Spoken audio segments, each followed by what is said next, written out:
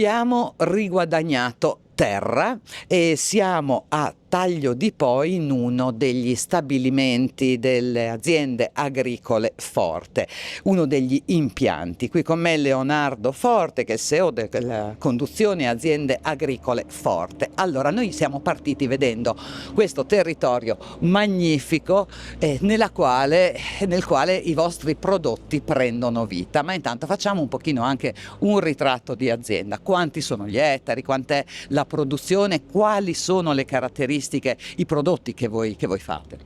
Bene, buongiorno a tutti, noi siamo produttori dal 1962 di erba medica disidratata. Ha iniziato mio padre con mio nonno a fare questo tipo di attività, poi io con mio fratello l'abbiamo presa in mano, adesso stiamo lavorando e stiamo in pratica producendo circa 400.000 quintali, 450.000 quintali all'anno di erba medica disidratata. Lavoriamo e coltiviamo, anzi meglio, coltiviamo e lavoriamo quasi 4.000 ettari di terreni che finito il ciclo produttivo arriviamo quasi a 20.000 ettari di terreni lavorati, perché ogni mese falciamo circa i 3.500-3.700 ettari, più abbiamo altri terreni che conduciamo. Il prodotto viene lavorato principalmente da noi, quindi le attrezzature le abbiamo tutte quante noi, quindi facciamo lo sfalcio, l'andanatura, la raccolta, poi i trasporti, eccetera, facciamo tutto quanto noi con i nostri dipendenti. Abbiamo circa 45 persone che lavorano con noi. E appunto il prodotto viene poi portato a casa, noi utilizziamo delle nostre tecnologie sul campo, le nostre metodologie sul campo, per portare a casa il prodotto più verde possibile. Qui in azienda viene lavorato entro 4-5 ore, il deposito rimane per 4-5 ore e poi viene lavorato e viene confezionato o in balloni, come potete vedere, oppure in pellet. Questi prodotti qui vengono venduti principalmente in Italia e una parte, quello che è, diciamo così, in eccedenza, viene commercializzato in giro per il mondo. Ecco, adesso entriamo un pochino nei dettagli produttivi, perché noi un tempo si era abituati che il foraggio, la medica venivano falciati, lasciati appassire, seccare in campo e lavorati successivamente, cosa che voi non fate per dei motivi ben precisi. Beh, facciamo in parte, perché l'ottimale sarebbe falciare, portare a casa e disidratare. Ma oggi come oggi non si può più fare un lavoro come si faceva una volta, perché i costi energetici sarebbero improponibili. Quindi il prodotto viene lasciato essiccare in campagna non abbastanza, diciamo così, poi viene girato un paio di volte in maniera che il prodotto rimanga sempre verde, poi viene raccolto al mattino presto ancora con la rugiada, quindi il prodotto viene a casa bello verde, quindi le sue sostanze nutrizionali rimangono quasi tutte tal quali, ecco, non sono proprio al 100%, ma sono al 90% tal quale. Quindi il prodotto viene a casa, viene lavorato, sicuramente viene sanificato il prodotto, quindi non abbiamo corpi estranei all'interno.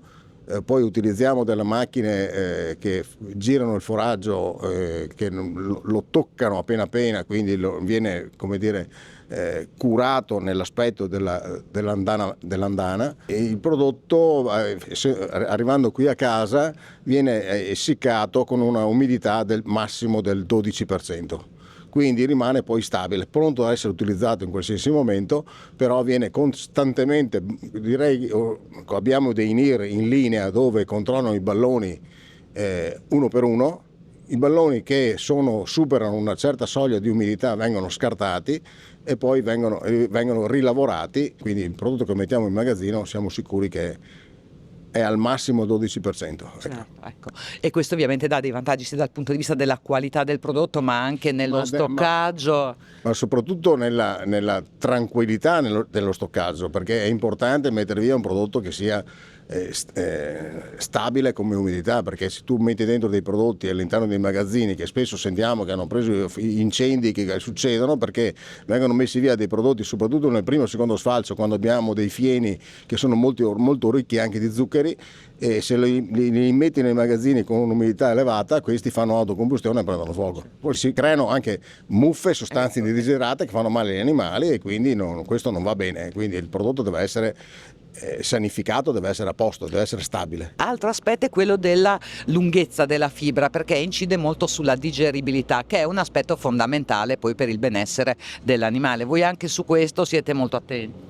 Siamo molto attenti. La digeribilità, è vero che la fibra deve avere una certa lunghezza. Noi abbiamo sempre optato per avere una fibra con una lunghezza di 5-6 cm, 7 cm, così, una lunghezza insomma non molto lunga, perché secondo noi essiccare poi un prodotto molto lungo diventa molto difficile, perché l'acqua fa fatica ad uscire, e quindi noi abbiamo utilizzato questa metodologia in maniera tale per cui anche l'allevatore stesso porta a casa un prodotto che in un attimo le caro miscelatori gli danno una mescolata ed è pronto. Un'altra cosa importante è quello dell'epoca dello sfalcio, cioè quanto tempo intercorre tra uno sfalcio e l'altro. Noi cerchiamo di arrivare al massimo a 27-28 giorni tra uno sfalcio e l'altro. Questo aiuta molto la digeribilità, quindi abbiamo un prodotto molto ricco perché è molto giovane, ed è quello l'importante, cioè lo sfalciamo sempre all'inizio dei bottoni fiorali, in maniera da avere sempre un prodotto al top, ecco, come richiedono ormai gli standard soprattutto americani, ma anche quelli italiani ormai richiedono questo tipo di standard, ecco. Curiosità, quanti sfalci si fanno? È chiaro che anche lì fabbrica a cielo aperto, dipende, mediamente? Si potrebbero fare benissimo 6 sfalci, ma ultimamente riusciamo a farne 5 sfalci, riusciamo a fare, ma poi anche 4,5 qualche volta, tipo l'anno scorso non siamo riusciti a fare gli sfalci che volevamo fare, che avevamo budgetizzato, quindi il problema è proprio il tempo. Certo. Ultima cosa, lei ci ha parlato ovviamente dei balloni, abbiamo parlato dei pellet, ci sono però anche i wafer, che hanno, per chi non è un addetto ai lavori, questo nome un po' particolare e un po' curioso. Perché? A chi sono destinati? I wafer sono dei cubotti, vengono utilizzati moltissimo negli Stati Uniti, in Italia ancora poco, soprattutto vengono utilizzati per i cavalli, quindi abbiamo fatto e lavoriamo con i nostri clienti partner, che li facciamo i wafer appunto per i cavalli. In pratica è lo stesso prodotto che vedete qui, e quindi è la medica disidratata che viene lavorata e viene confezionata in wafer. All'interno possiamo anche metterci dei cereali in funzione di quello che ci chiedono i nostri clienti, e gli facciamo un prodotto specifico per i loro clienti a loro volta. Luigi, siamo quasi al termine del nostro percorso. Siamo partiti dal fiume e in qualche modo al fiume siamo ritornati, è un altro braccio, ma al fiume siamo ritornati.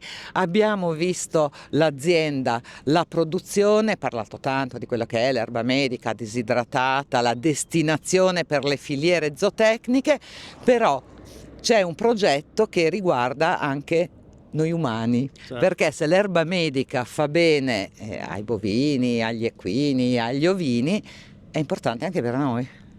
Sì, oggi abbiamo presentato a tutti voi questo progetto di Vision Lab, che praticamente è partire dal feed, quindi alimentazione zootecnica, al food, quindi alimentazione umana. Noi abbiamo presentato 2 linee di prodotto, che una è Test Life con i prodotti da forno, miele, e anche con prodotti della filiera affinati in questo caso con erba medica, alcuni formaggi del presidio Slow Food affinati e stagionati con erba medica, prosciutto crudo stagionato con l'erba medica disidratata, e poi con una linea che si chiama Take Care, proprio per la bellezza e la cura del corpo, perché non dobbiamo dimenticarci che l'erba medica assieme ad altre piante hanno proprietà curative e terapeutiche, quindi nutraceutiche. Ritorniamo sulla natura e sui prodotti vegetali verdi dal campo, che sono la salute per l'uomo, gli animali e l'ambiente. E cosa c'è dentro a questa erba medica per renderla così importante? Certo. Allora in questo caso le foglie verdi soprattutto per l'uso umano dai germogli, del seme di erba medica, quindi dalle cellule staminali, quindi su questi prodotti. Nei prodotti da forno li abbiamo ottenuti con la farina di erba medica asciugata con impianti che asciugano le piante nutraceutiche a bassa temperatura. Il nostro viaggio in questo territorio bellissimo ma anche estremamente delicato, dove l'equilibrio tra terra ed acqua è sempre molto labile, e non poteva non concludersi qui al Museo regionale della bonifica di Ca' Vendramini, in questo impianto storico, magnifico, che ovviamente insomma, che non viene più utilizzato, ma anche questo fa parte della storia del territorio. Ingegner Lino Tosini, allora ci racconti un pochino quando è stato costruito questo impianto, qual è stata la sua vita e perché a un certo punto ha smesso di funzionare. Dunque, questo è un impianto costruito fra il 1900 e il 1903, cioè in 3 anni. In mezzo alle paludi e agli acquitrini sono riusciti a costruire questo manufatto straordinario per la bonifica dell'isola di Ariano, che è un'isola di circa 16.000 ettari. Prima l'isola per i 2/3 era sotto acqua, acquitrini, paludi, valli da pesca, valli da canna e quant'altro, 2/3 quindi sotto acqua e 1/3 si coltivava poco. Con la costruzione di questa idrovora, improvvisamente, nel giro di qualche anno, le colture asciutte prendono il sopravvento su tutto il territorio. Quindi grande aumento del valore economico dell'isola e quindi anche ovviamente dei suoi abitanti, raddoppio nel giro di pochi anni della popolazione. Questo manufatto è un manufatto straordinario perché è il punto centrale di una bonifica che è stata ritenuta perfetta da tecnici, non dagli amministratori. Sicuramente gli amministratori erano orgogliosi di questo manufatto, ma tecnici anche venuti dall'estero, come dall'Olanda, hanno ritenuto questo impianto il cuore di una bonifica assolutamente perfetta. E nel 1969 è stato l'ultimo anno di funzionamento di questo impianto. Cos'era successo? Negli anni precedenti era esploso, possiamo dire, il fenomeno della subsidenza, cioè l'abbassamento del suolo, che proprio in questa zona ha raggiunto uno dei massimi, circa 3 metri di sprofondamento del suolo. Qui attorno c'erano numerosi pozzi di metano che estraevano acqua metanifera dal sottosuolo, e questo, come è stato ampiamente poi provato, è stato l'elemento fondamentale per l'abbassamento del suolo.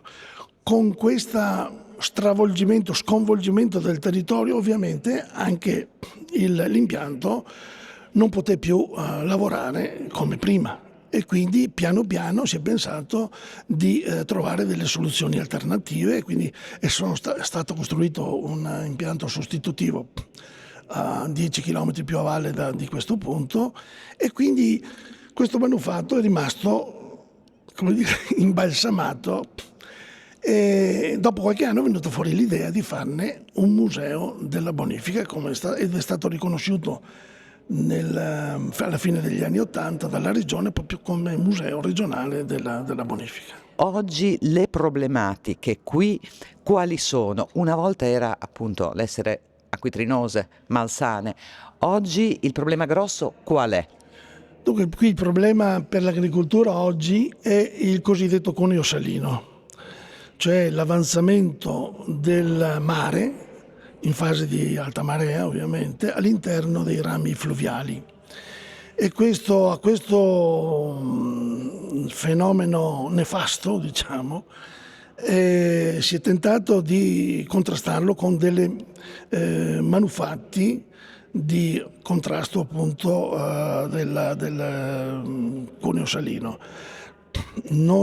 Purtroppo non sono sufficienti questi manufatti, occorre pensare in grande, nel senso che il cuneo salino, questo bisogna tener conto, non è un problema locale, o meglio gli effetti suoi sono locali, ma l'origine è su tutto il bacino idrografico del Po, dal Monviso alla Foci, e quindi questa questione deve diventare una questione nazionale e quindi non la può risolvere il consorzio da solo. Il consorzio di bonifica può fare tutte le proposte, ma la soluzione deve essere trovata a livello nazionale.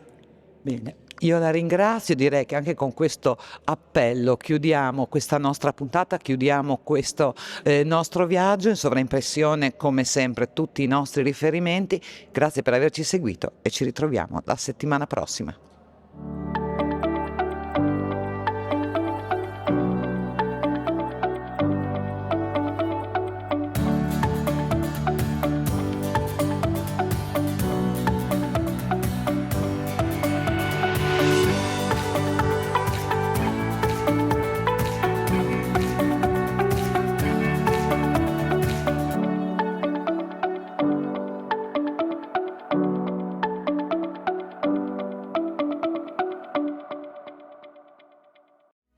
In collaborazione con